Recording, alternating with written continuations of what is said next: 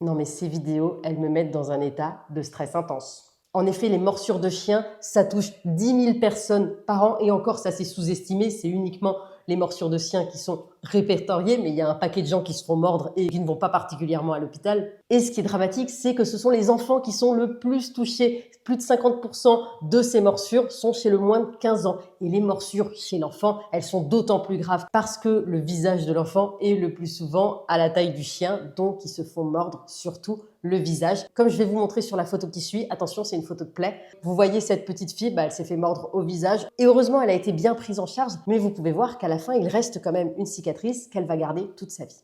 Et ce que les gens ne comprennent pas, c'est que la majorité de ces morsures, elles sont faites par le chien de la famille ou le chien d'un proche. C'est pas genre un chien sorti de nulle part qui va venir et qui va vous attaquer. Ça arrive, mais c'est très rare. La majorité du temps, ce sont ces cas-là. Des chiens qui sont considérés comme gentils, des gamins qui sont laissés sans surveillance et des chiens qui montrent des signes évidents d'exaspération, mais les personnes ne sont pas formées à voir ces signes-là, font extrêmement confiance à leur chien et d'un coup, la morsure arrive. Donc je ne suis pas éducatrice canine, il y a un paquet de vidéos sur internet qui parlent de ces signes d'exaspération chez le chien. Si vous avez un chien, regardez-les, ne laissez jamais votre enfant sans surveillance avec votre chien. Les accidents arrivent beaucoup plus souvent que ce que l'on imagine et ils peuvent être dramatiques. Bonne journée à tous.